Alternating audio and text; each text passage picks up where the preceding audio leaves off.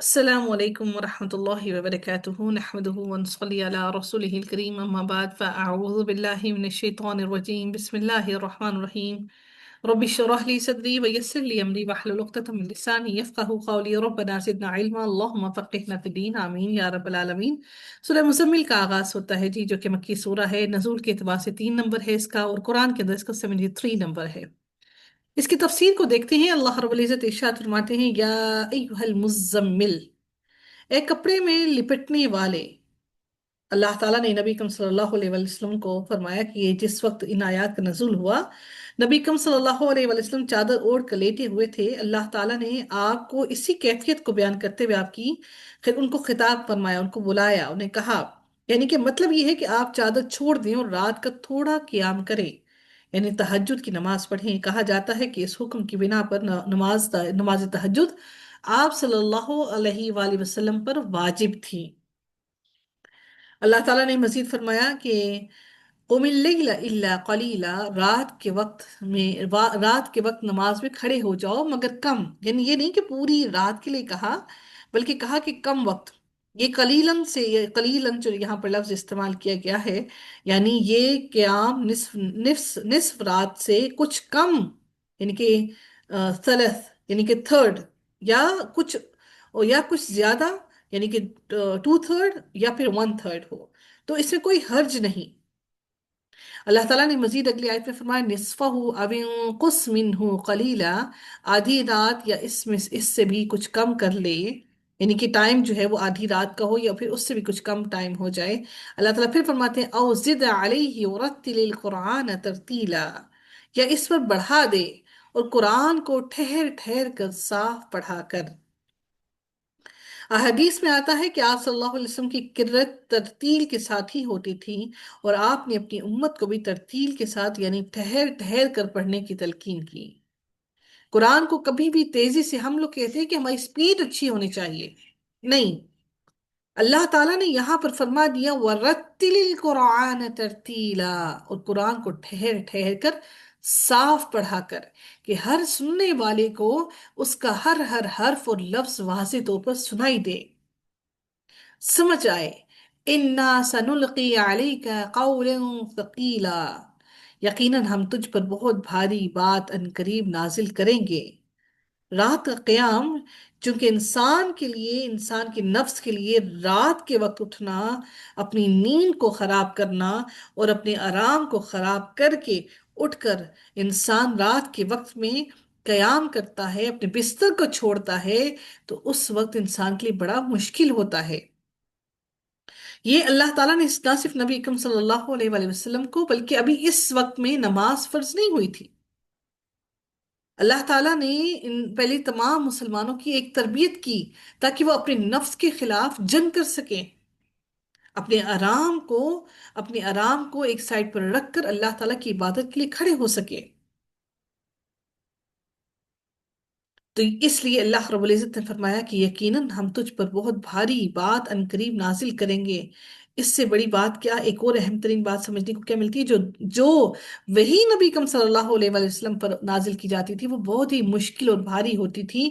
بھاری سے مراد کیا ہے کہ وہ نبی اکرم صلی اللہ علیہ وسلم کی اس کا بوجھ اٹھانا بہت مشکل ہوتا تھا، کیونکہ ڈائریکٹ فرشتے آتے، جبریل علیہ السلام آتے اور ڈائریکٹ وہ کلام آپ پر نازل ان کے دل پر کیا جاتا، ان پہ دل پر اتارا جاتا۔ بدقسمتی سے ہم لوگ یہ سمجھتے ہیں کہ کوئی ورد کریں گے تو وہ ورد بہت بھاری ہے، اس کی بڑا مشکل ہو جائے گا وہ ورد آپ کے لیے اٹھانا، ایسا ہرگز نہیں ہے۔ قرآن بھاری نہیں ہے، یعنی قرآن کے الفاظ جو اگر آپ ورد کر رہے ہیں وہ بھاری نہیں ہوتے کہ اس کی تاثیر بھاری ہے۔ تاثیر کیا بھاری ہے؟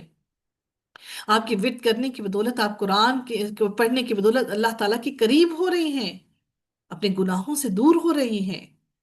یہ بھاری نبی اکرم صلی اللہ علیہ وآلہ وسلم کے لیے الفاظ استعمال اس لیے کیے گئے کیونکہ وہ قرآن کے الفاظ ڈائریکٹ ان کے دل پر اتارے جا رہے تھے۔ وہ اتنے مشکل ان کے لیے وہ وقت ہوا کرتا تھا کہ نبی اکرم صلی اللہ علیہ وآلہ وسلم شدید ترین سردی کے موسم میں بھی پسینے سے شرابور ہو جایا کرتے تھے۔ پھر اللہ رب العزت اگلی آیت میں مزید ارشاد فرماتے ہیں ان ناشیۃ اللیل ہی اشد وطئا واقوم قیلا، بے شک رات کا اٹھنا دل جمعی کے لیے انتہائی مناسب ہے۔ یعنی اس سے مراد کیا ہے؟ کہ رات کی تنہائیوں کے اندر جو انسان اللہ تعالیٰ کی عبادت کرتا ہے، وہ انسان دن کی مشغولیت کے اندر اللہ کی عبادت نہیں کر سکتا۔ انسان کا دل اس طرح سے اللہ تعالیٰ کی طرف راغب نہیں ہو سکتا جس طرح رات کے وقت اللہ تعالیٰ کی طرف راغب ہوتا ہے۔ اللہ تعالیٰ پھر فرماتے ہیں اسی آیت کے اگلے حصے میں، وہ اقوام قیلا، اور بات کو بہت درست کر دینے والا ہے۔ یعنی اس کا دوسرا مفہوم کیا ہے؟ کہ دن کے مقابلے میں رات کو قرآن زیادہ واضح اور دل کو زیادہ سکون دیتا ہے، دل کو زیادہ ہدایت کی طرف لے کر آتا ہے۔ اس وقت نمازی جو پڑھتا ہے وہ آوازوں کے شور، دنیا کے ہنگاموں کی نظر نہیں ہو جاتا۔ انسان پورے خشوع اور خضوع کے ساتھ اللہ رب العزت کی طرف راغب ہوتا ہے۔ اللہ تعالیٰ پھر فرماتے ہیں اگلی آیت کے اندر، إِنَّ لَكَ فِي النَّهَارِ سَبْحًا طَوِيلًا۔ اللہ تعالیٰ فرماتے ہیں یقیناً تجھے دن میں بہت شغل رہتا ہے۔ اللہ کو ہمارے معاملات کا، ہر چیز کا علم ہے۔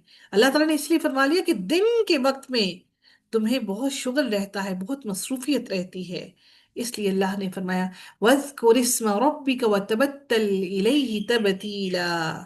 تو اپنے رب کے نام کا ذکر، تو اپنے رب کا نام کا ذکر کیا کر، اور تمام خلائق سے کٹ کر اس کی طرف متوجہ ہو جا۔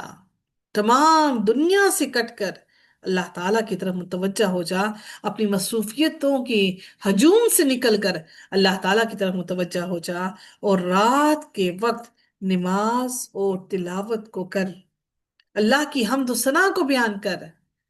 یعنی کہ تلاوت کرنا بھی اللہ کا ذکر کرنا ہے، نماز پڑھنا بھی اللہ کا ذکر کرنا ہے۔ وَاذْكُرِ اسْمَ رَبِّكَ وَتَبَتَّلْ إِلَيْهِ تَبْتِيلًا۔ تو اپنے رب کے نام کا ذکر کر، اور تمام خلائق سے، مخلوقات سے کٹ کر اس کی طرف متوجہ ہو جا۔ یہ کب ہو سکتا ہے؟ صرف رات کے وقت ہو سکتا ہے۔ اللہ تعالیٰ نے یہ حکم دیا کہ اس رب کی طرف متوجہ ہو، لیکن اللہ تعالیٰ نے اب ہمیں یہ بھی بتا دیا کہ اس کے لیے کیوں متوجہ ہو، کیوں اپنی عبادتوں کو خالص کر لے، خالص نیت سے، دل کی گہرائیوں سے اللہ تعالیٰ کی طرف متوجہ ہو جا۔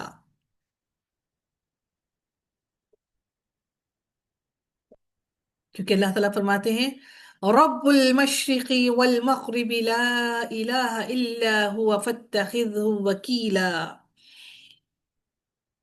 مشرق اور مغرب کا پروردگار جس کے سوا کوئی معبود نہیں، تو اسی کو اپنا کارساز، اپنا مددگار بنا، وکیلا فاتخذہ وکیلا، اسی کو اپنا وکیل بنا۔ مشرق اور مغرب کا رب، پروردگار صرف اللہ ہے۔ اور پھر میرے رب نے فرمایا وَاصْبِرْ عَلَى مَا يَقُولُونَ وَاهْجُرْهُمْ حَجْرًا جَمِيلًا۔ اور جو کچھ وہ کہیں تو سہتا رہے، اور بڑی خوش دلی کے ساتھ سہتا رہے۔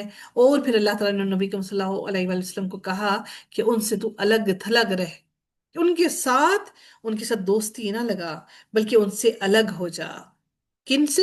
وہ مشرکین سے جو تجھے تکلیف پہنچا رہے ہیں، وہ مشرکین جو تجھے اللہ تعالیٰ کی طرف مڑنے نہیں دے رہے، ان سے الگ تھلگ رہ، صبر کر، لیکن ان کے ساتھ دوستی یاری نہ لگا۔ وَذَرْنِي وَالْمُكَذِّبِينَ أُولِي النَّعْمَةِ وَمَهِّلْهُمْ قَلِيلًا۔ اور مجھے ان جھٹلانے والے آسودہ حال لوگوں کو چھوڑ دے، اور انہیں ذرا سی مہلت دے۔ یعنی ان لوگوں کو جو اللہ تعالیٰ کی نعمتوں میں ہیں، اولی النعمت ومہلہم قلیلا، جو اللہ تعالیٰ کی نعمتوں میں ڈوبے ہوئے ہیں، اور اللہ تعالیٰ کی نعمتوں میں اتنا زیادہ وہ حالانکہ اسے کو انجوائے کر رہے ہیں، لیکن اس کے باوجود بھی اللہ تعالیٰ کی رہنمائی سے دور ہو گئے۔ وَذَرْنِي، مجھے جھٹلانے والے، اور وہ لوگ جن کو وہ جھٹلانے والے ہیں، ان تمام کو، اور وہ آسودہ حال لوگوں کو چھوڑ دے، جو آسودہ حال میں ہے کہ وہ آسودگی کی وجہ سے اللہ تعالیٰ کو بھول ہی گئے، اور لیکن ان کو ذرا سی مہلت دے۔ وَمَهِّلْهُمْ وَمَهِّلْهُمْ قَلِيلًا، کہ جو ان کو مہلت دی جائے گی، ان کو مہلت کے بعد اللہ ان کو کیسے پکڑ لے گا؟ अब अल्लाह ताला कहते हैं तुम उनको मोहलत दो, लेकिन अल्लाह ताला अब आगे बयान करने लगे कि उनके साथ अल्लाह मामला क्या करेगा। इन्न लदैना अंकालन व जहीमा, यकीनन हमारे यहाँ सख्त बेड़ियां हैं और सुलगती हुई जहन्नुम है। अनकाल उन दर हकीकत नकल उनकी जमा है, जिसका मतलब होता है बेड़ियां, यानी बेड़ियां जो अल्लाह ताला ने उनको उनके पैरों में डाल देनी। और जहीमा कहते हैं, यानी ये और बेड़ियां, और इसका मतलब तोक भी हो सकता है। जहीमा दर हकीकत क्या है, भड़कती हुई आग जो गुस्से वाली होगी, जो इंसान को बिल्कुल जलाकर राख कर देने पर कादिर होगी। और ये आग ऐसी होगी, ना हलक से नीचे उतरे और ना बाहर निकले, यानी कि इंसान को जिस तरह आप समझ गए कि वो आग इंसान को पिलाई जाए, जिस तरह से आग को मशकीजा दिया जाए, और जिस तरह से आप समझ लें कि लावा है, उसको दिया जाए कि इसको पियो, बिल्कुल इसी तरह से वो सुलगती हुई आग जो ना हलक में से नीचे उतरेगी और ना ही बाहर निकलेगी। या इससे मुराद ये भी हो सकता है जो जकूम है, वो जो खाना उनको दिया जाएगा, या दोरीउन जो है, दरी, दोरी जो है ये कांटेदार झाड़ी है जो सख्त बदबूदार और जहरीली है। ये इतनी बदबूदार है, जकूम का दरख्त, ये जो जो दरी है, ये दोनों इतनी बदबूदार है कि अगर ये जर्रा भर भी जमीन के अंदर वहां आ जाए तो इसके बदबू से तमाम के तमाम जमीन वाले मर जाएं। और अगर इसका एक कतरा समंदरों के पानी के अंदर टपका दिया जाए तो तमाम समंदरों का पानी, ओशंस का पानी कड़वा हो जाए। अब जहरीला भी। अब पता है जहर जो होता है इंसान के तमाम बॉडी ऑर्गन्स को डैमेज कर देता है, और वो इंसान के सांस को रोक लेता है, आपकी बॉडी को खत्म कर देता है।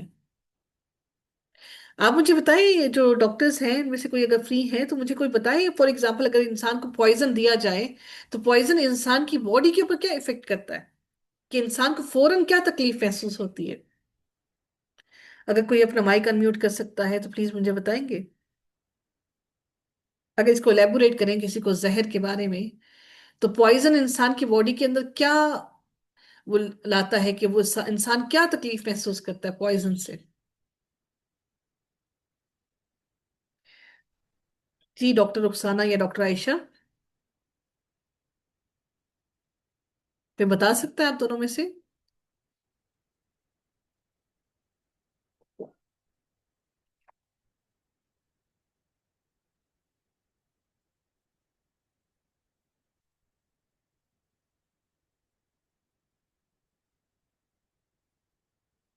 अब आपको आवाज आ रही है?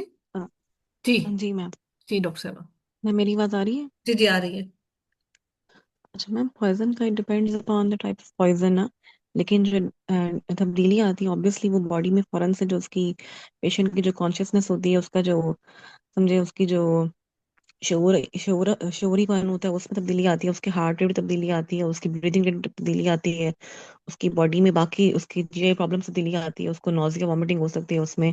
यानी कि everything can start depending upon the poison. लेकिन जो बॉडी में तब्दीली मेन आती है वही आती है, एंड अल्टीमेटली उसका जो कॉन्शियस लेवल है तो वो उसको अफेक्ट करती हैं। तो अब आप देखिए ब्रीदिंग कि ब्रीदिंग प्रॉब्लम्स हो सकती हैं अब उसको। आप देखिए कि हार्ट अल्लाह ताला हार्ट जो हमें रेसिंग देंगे, हार्ट रेसिंग हो सकती है उसकी। बिल्कुल, मतलब आपकी बॉडी के हर हर ऑर्गन से इफेक्ट करता है। अब आप लोग अंदाजा लगाइए कि इंसान को जो दिया जाएगा खाने के लिए, जकूम और दरी का ये जो कांटेदार झाड़ियां दी जाएंगी, ये सख्त जहरीली होंगी, और इंसान ना उसको हलक से नीचे उतार सकेगा और ना ही उगल सकेगा। आपको पता है कि आपके हलक में मछली का कांटा अटक जाए तो क्या होता है, वो नीचे ना नीचे उतर सकता है और ना ही वो बाहर निकलता है, हम उसको नहीं निकाल पाते, वो कहीं अटक जाता है। अल्लाह अकबर।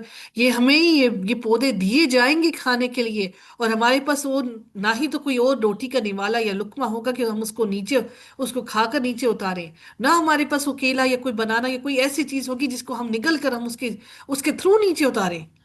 बल्कि हमें बार बार खाने के लिए वही जकूम और वो दरी, वो कांटेदार जहरीली झाड़ियां दी जाएंगी। अल्लाह अकबर।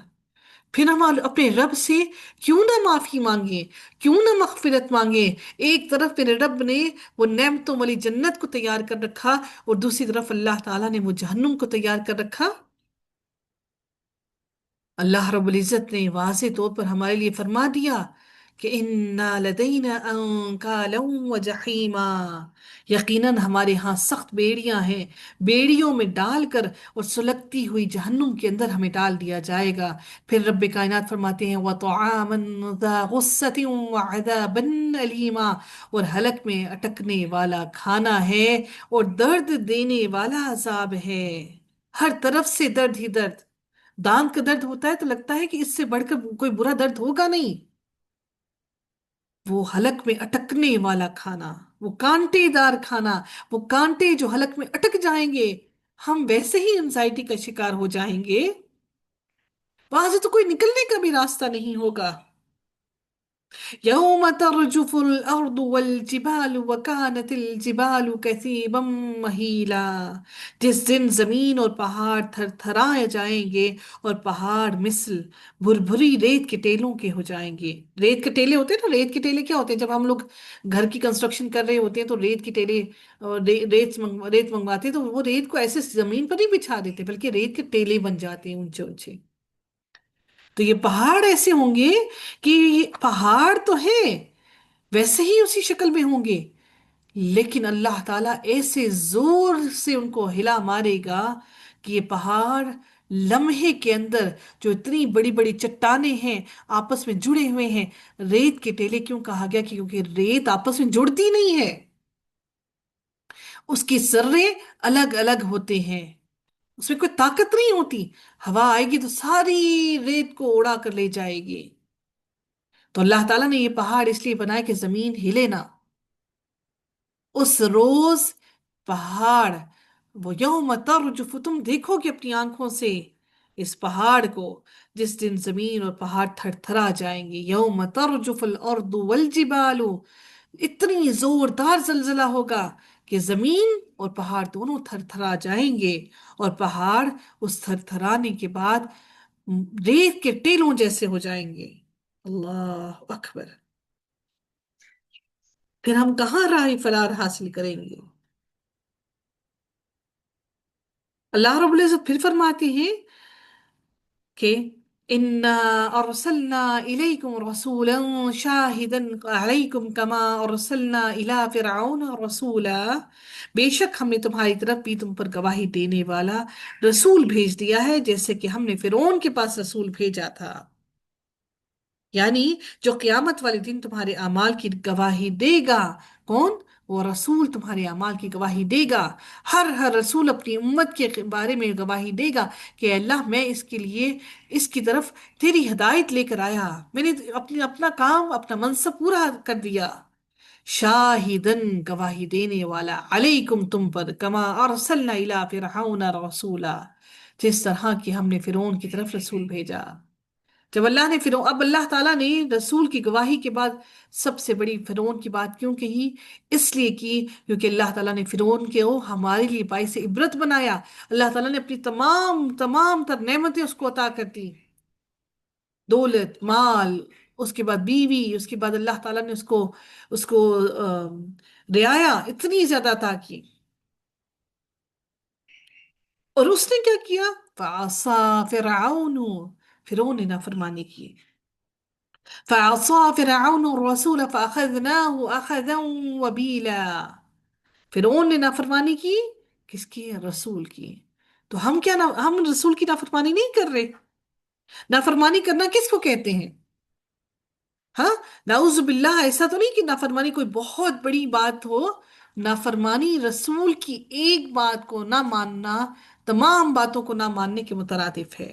آپ اس چیز کی مثال کو اپنی زندگی سے صرف اس بات سے دیکھیے، آپ اپنی زندگی کے گھر کی تمام فرائض منصب اپنے ادا کرتے ہیں، اپنی رسپانسبلٹیز کو پوری طرح ادا کرتے ہیں، گھر کا ایک کام آپ نے نہیں کیا، آپ کے شوہر کی بات ایک ناگوار آپ کے شوہر کو گزری، وہ آپ کی تمام کی تمام نیکیوں کو، آپ کی تمام کی تمام اچھائیوں کو، جو جو آپ نے اس کے لیے کیا، سب کچھ بھول کر آپ کو یہی تانا دیا جائے گا تم ہمیشہ سے ایسی ہی ہو، تم سے کبھی کچھ نہیں ہوتا۔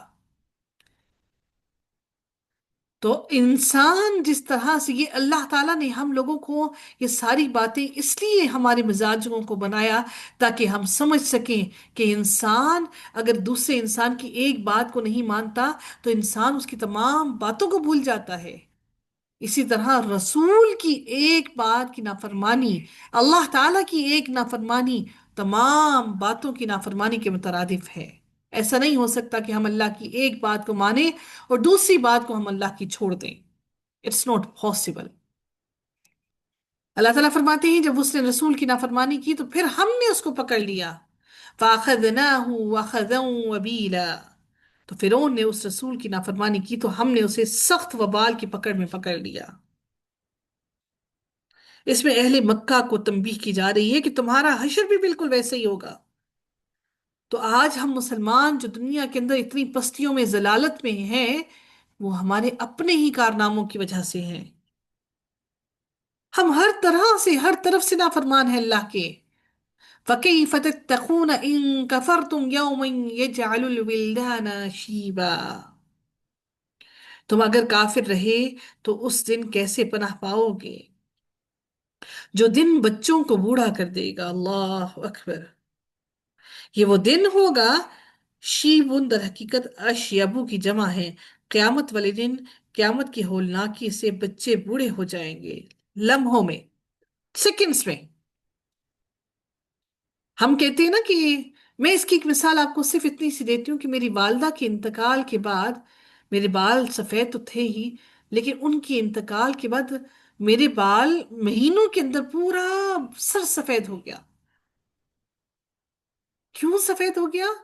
کیونکہ وہ ایک، جو انسان اندر سے فیل کر رہا ہے، آپ نے دیکھا ہوگا کہ جو لوگ آسودہ حال ہوتے ہیں ان پہ بڑھاپا آتا ہی نہیں ہے، اور جو لوگ غریب ہوتے ہیں، پریشانیوں میں مبتلا ہوتے ہیں، ان کے چہروں پہ جھریاں بھی آ جاتی ہیں، بال بھی سفید ہو جاتے ہیں، حالانکہ وہ عمر کے اتنے نہیں ہوتے۔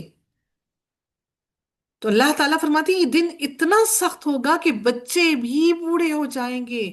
آپ اس لمحے کو محسوس کر کے دیکھیں کہ ماں کی گود کے اندر بچہ بھی جو سمجھتا نہیں، بچوں کو اللہ نے کیوں کہا ولدانا؟ بچے کو تو خبر ہی نہیں۔ آپ بچے کو کوئی بات سمجھانا چاہیں، چھوٹا بچہ بھی چلنا سیکھا ہو، ٹوٹلر ہے، they don't know anything, they don't understand anything۔ ہم اپنے، اگر ہمارے 5 7 10 سال کے بھی بچے ہوں تو وہ بھی بات نہیں سمجھتے۔ یہ تو چھوٹے بچوں کی بات کی جا رہی ہے، نو مولود سے چھوٹے چھوٹے بچے جو چلنا پھرنا، ابھی تو شاید بولنا چالنا سیکھتے ہوں، یہ معصوم بچے، یہ جب اس قیامت کی سختی کو دیکھیں گے، شیبا، بوڑھے ہو جائیں گے، سیکنڈز کے اندر اندر، لمحوں کے اندر اندر وہ جوانی سے بڑھاپے تک کا سفر طے کر لیں گے، سیکنڈز کے اندر۔ یہ اس کی سختی ہے قیامت کی۔ السماء منفطر به كان وعده مفعولا۔ اللہ رب العزت فرماتے ہیں، اب حدیث میں آتا ہے کہ قیامت والے دن اللہ آدم علیہ السلام کو کہے گا کہ اپنی اولاد میں سے جہنم کے لیے نکال لے۔ حضرت آدم علیہ السلام فرمائیں گے یا اللہ کس طرح؟ اللہ تعالیٰ فرمائے گا ہر 1000 میں سے 999 لوگ، سمجھ رہے ہیں؟ ہر 1000 لوگوں میں سے 999 لوگوں کو جہنم کے لیے نکال دے۔ جب یہ بات اللہ تعالیٰ کی طرف سے اس بات کا اعلان کر دیا جائے گا، اس وقت حمل والی عورتوں کا حمل گر جائے گا اور بچے بوڑھے ہو جائیں گے۔ یہ بات صحابہ کرام کے دل کو اتنی سخت گزری، اور ان کے چہروں کے رنگ اڑ گئے، چہرے فق ہو گئے۔ تو نبی کریم صلی اللہ علیہ وسلم نے فرمایا کہ قوم یاجوج ماجوج بھی وہ ان 999 لوگوں میں شامل ہوگی، اور تم میں سے بھی ایک ایک بندہ اس میں لازم ہوگا۔ نبی کریم صلی اللہ علیہ وسلم فرماتے ہیں کہ اللہ کی رحمت سے مجھے امید ہے کہ تمام جنتیوں میں سے آدھا آدھا تم ہم لوگ ہوں گے، یعنی ہم لوگ نبی کریم صلی اللہ علیہ وآلہ وسلم کی امت ہوں گے۔ تمام جنتی ایک طرف اور نبی کی امت ایک طرف، اس لیے فخر محسوس کیجئے نبی کی امت ہونے کا، اور اپنے عمل کو اس نبی کی حکم کے مطابق، اللہ کی رضا اور اس کی مشیت کے مطابق ڈھال لیجئے۔ السماء منفطر به كان وعده مفعولا، جس دن آسمان پھٹ جائے گا، اللہ تعالیٰ کا یہ وعدہ ہو کر ہی رہنے والا ہے۔ یہ یوم کی دوسری صفت ہے۔ پہلی صفت اس کی ہولناک کی تھی، دوسری صفت کیا ہے کہ اور پھر اس میں کیا تھا اس دن؟ پہاڑ ریزہ ریزہ ہو جائیں گے، زمین تھر تھر آئے گی۔ پہلی صرف زمین، پہلے سب سے پہلے کیا؟ زلزلہ آنا، زمین کا ریزہ ریزہ، وہ پہاڑوں کا ریزہ ریزہ ہونا۔ زمین کے ساتھ اللہ نے معاملہ کر دیا، زمین کو تہس نہس کر دیا۔ اب جو ہماری سر کے اوپر جو چھت میرے رب نے بنا دی، اس دن آسمان پھٹ جائے گا۔ یہ اس دن ہولناکی سے آسمان پھٹ جائے گا، یہ زلزلہ اتنا شدت کا ہوگا کہ آسمان بھی نہ رہے گا، زمین بھی نہ رہے گی، پہاڑ بھی نہ رہیں گے۔ ہم کہاں کی چیز ہیں، ہم تو بہت ہی کمزور، یعنی جو اتنی سخت ترین چیزیں ہیں وہ بھی نہ رہیں گی تو ہم تو کہیں کی نہیں۔ اللہ تعالیٰ فرماتے ہیں اللہ تعالیٰ کا یہ وعدہ ہو کر ہی رہنے والا ہے، یعنی اللہ تعالیٰ نے جو بعد الموت حساب کتاب اور جنت کا وعدہ اور دوزخ کا وعدہ کیا ہے، یہ ہو کر ہی رہنے والا ہے، یہ ہو کر ہی رہے گا۔ ان هذا تذکرۃ فمن شاء اتخذ الى ربه سبیلا، بے شک یہ نصیحت ہے، یہ قرآن نصیحت ہے، تذکرہ، فمن شاء اتخذ الى ربه سبیلا، بس جو چاہے اپنے رب کی طرف راہ اختیار کر لے۔ إن ربك يعلم أنك تقوم أدنى من ثلثي الليل ونصفه وثلثه وطائفة من الذين معك، آپ کا رب بخوبی جانتا ہے جو کہ آپ اور آپ کے ساتھ کے لوگوں کی ایک جماعت قریب دو تہائی رات کے اور آدھی رات کے اور ایک تہائی رات کے تہجد پڑھتی ہے۔ جب سورت کے آغاز میں نصف رات، ہم نے دیکھا کہ آغاز کا شروع جب سورت کا جب آغاز ہوا تو وہاں پر اللہ تعالیٰ نے نصف رات کے اس سے کم یا زیادہ قیام کا حکم دیا، تو نبی کریم صلی اللہ علیہ وسلم اور آپ کے ساتھ صحابہ کی ایک جماعت رات کو قیام کرتی، کبھی دو تہائی سے کم، کبھی نصف رات تک، اور کبھی ایک تہائی رات کا حصہ وہ قیام کیا کرتی تھی اور کھڑے ہو کر اللہ کی عبادت کیا کرتے تھے۔ ان کے قیام اتنے لمبے ہوتے تھے، لیکن ایک تو رات کا ایک یہ مستقل قیام نہایت گراں اور بہت مشکل تھا، یعنی وہ سارے نبی کریم صلی اللہ علیہ وسلم کے ساتھ کھڑے ہو کر رات کو عبادت کیا کرتے اور اتنے لمبے لمبے قیام کرتے۔ دوسرے وقت کا یہ اندازہ نصف رات یا ثلث یا دو ثلث حصہ قیام کرنا ہے، اس سے یہ بھی زیادہ مشکل تر تھا۔ اس لیے اللہ نے اس آیت میں تخفیف کا حکم نازل کر دیا، کمی کر دی، کہ آپ جو دو تہائی، ایک تہائی، دو تہائی یا ثلث جو بھی آپ لوگ قیام کرتے ہیں، اللہ تعالیٰ نے اس میں کمی کر دی، جس کا مطلب بعض کے نزدیک ترک قیام کی اجازت ہے، کہ جو لمبے لمبے قیام نہ کر سکے اس کی بھی اجازت ہے، اور بعض کے نزدیک یہ ہے کہ اس کے فرض کو مستحب کر دیا، یعنی کہ اس وقت یہ جو نماز تھی تہجد کی نماز سب کے لیے فرض کی گئی، پھر اس کو مستحب کر دیا گیا۔ اب یہ نہ امت کے لیے فرض ہے اور نہ نبی کے لیے، اور بعض کہتے ہیں کہ یہ تخفیف صرف امت کے لیے کی گئی، کہ یہ فرض جو ہے، یہ جو فرض نماز تھی تہجد کی، یہ صرف امت کے لیے مستحب کی گئی، لیکن نبی کریم صلی اللہ علیہ وآلہ وسلم کے لیے اس کو پڑھنا واجب اور لازم تھا۔ نبی کریم صلی اللہ علیہ وسلم اس کو ہمیشہ ساری زندگی پڑھتے رہے۔ تو اللہ تعالیٰ نے جو یہاں پر ارشاد فرمایا کہ بے شک جو اللہ تعالیٰ فرماتے ہیں کہ آپ کا رب بخوبی جانتا ہے کہ آپ اور آپ کے ساتھ کے لوگوں کی ایک جماعت قریب دو تہائی رات کے اور آدھی رات کے اور ایک تہائی رات کی تہجد پڑتی ہے، اور رات دن کا پورا اندازہ اللہ تعالیٰ ہی کو ہے۔ واللہ یقدر اللیل والنہار، اللہ کو ہی تمام لمحوں کا اندازہ پورا ہے۔ علم ان لن تحصوه فتاب علیکم فقرؤوا ما تیسر من القرآن، یعنی اللہ تعالیٰ تو رات کی گھڑیاں گن سکتا ہے کہ کتنی گزر گئی اور کتنی باقی ہے، تمہارے لیے یہ اندازہ ناممکن ہے۔ جب تمہارے لیے رات کے گزرنے کا صحیح اندازہ ہی ممکن نہیں، تو تم مقررہ اوقات تک نماز تہجد میں مشغول کس طرح رہ سکتے ہو؟ اب یہ تو نہیں کہ تم ہر وقت دیکھتے رہو، کیونکہ گھڑیاں تو نہیں تھی کہ باہر دیکھتے رہو روشنی پھوٹی نہیں پھوٹی، وقت ہو گیا نہیں ہوا۔ یہاں پر اللہ تعالیٰ نے جو اگلا آیت کے اگلے حصے میں ارشاد فرمایا کہ اور رات اور دن کا پورا اندازہ اللہ تعالیٰ ہی کو ہے۔ وہ خوب جانتا ہے کہ تم اسے ہرگز نہ نبھا سکو گے، کیونکہ اللہ جانتا ہے کہ تم اتنے لمبے لمبے قیام نہیں کر سکتے۔ اللہ تعالیٰ فرماتے ہیں کہ اللہ جانتا ہے کہ تم ایسا نہیں کر سکو گے۔ علم أَلَّن تحصوه فتاب علیکم فاقرؤوا ما تیسر من القرآن۔ پھر اللہ تعالیٰ نے فرمایا فَقْرَؤُوا مَا تَيَسَّرَ مِنَ الْقُرْآنِ، پس اس نے تم پر مہربانی کی۔ کیا مہربانی کی؟ فَتَابَ عَلَيْكُمْ، مہربان ہوا تم پر۔ فَقْرَؤُوا، لہذا جتنا قرآن پڑھنا تمہارے لیے آسان ہو اتنا ہی پڑھو۔ یعنی اللہ نے قیام اللیل کے حکم کو منسوخ کر دیا، اور اب صرف اس کو مستحب کرنا، اس کو جو قیام اللیل واجب تھا اس کو منسوخ کر کے اس کو مستحب کر دیا۔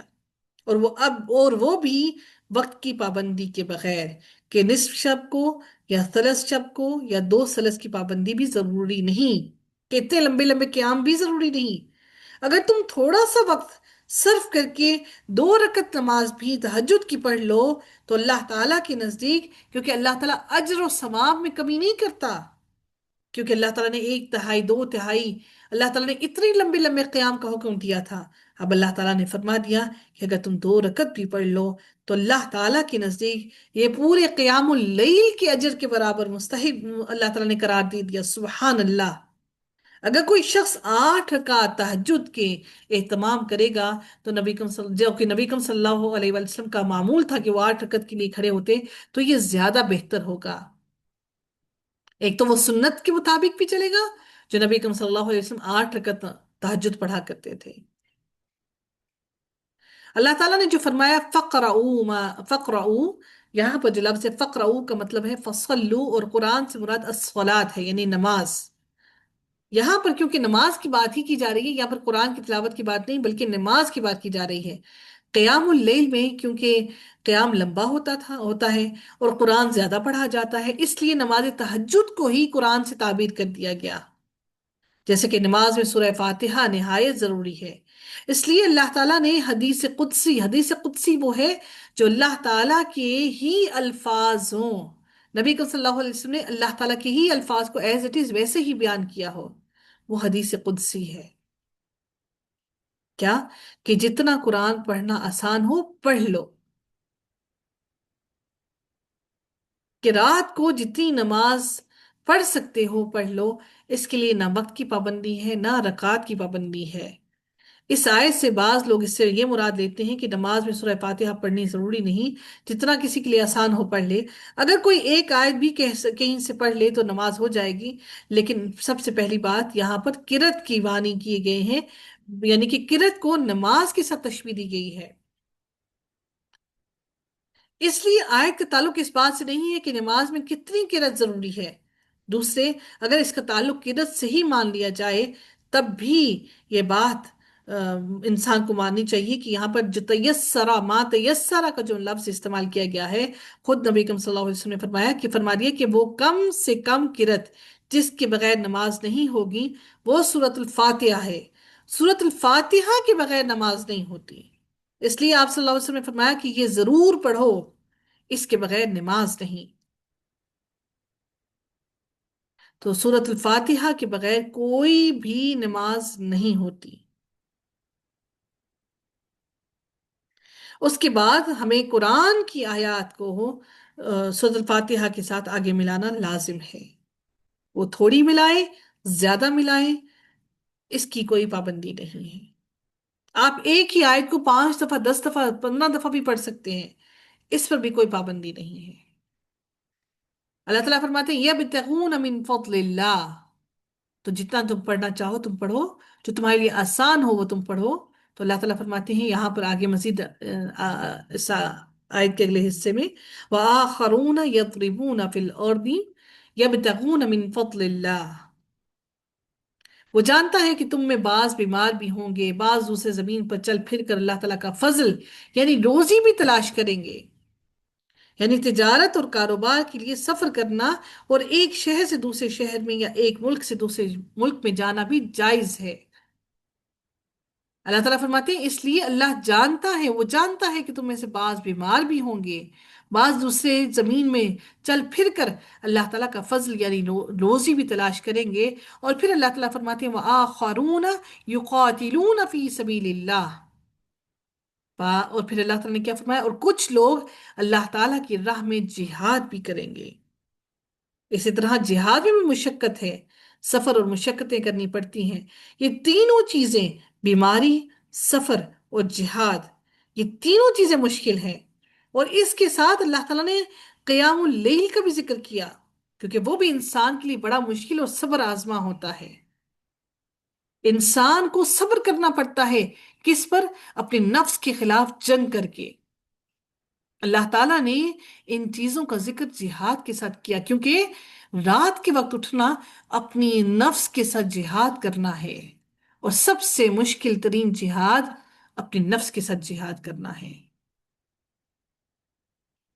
اللہ تعالیٰ فرماتے ہیں کہ سو تم بآسانی جتنا قرآن پڑھ سکو، یعنی فقرؤوا ما تیسر من، پھر سے وہی بات آئی، بس پڑھو فقرؤوا ما تیسر من، کہ پھر جو تم آسانی سے قرآن پڑھ سکو اتنا پڑھو۔ پھر اللہ تعالیٰ نے تخفیف کی کہ کم اگر تم آیتیں پڑھ سکتے ہو تو کم پڑھو۔ اس کے بعد اللہ تعالیٰ نے اللہ تعالیٰ نے ذکر کیا کہ وَأَقِيمُوا الصَّلَاةَ وَآتُوا الزَّكَاةَ وَأَقْرِضُوا اللَّهَ قَرْضًا حَسَنًا، اور زکوٰۃ دیتے رہا کرو اور اللہ تعالیٰ کو اچھا قرض دو۔ اب اس سے مراد کیا ہے اچھا قرض دینا؟ یعنی اللہ تعالیٰ کی راہ میں حسب تو ضرورت اور توفیق تم خرچ کرتے رہا کرو، اور جو تم دو گے اللہ تعالیٰ اس کو 700 گنا تک، بلکہ اللہ تعالیٰ جتنا چاہے گا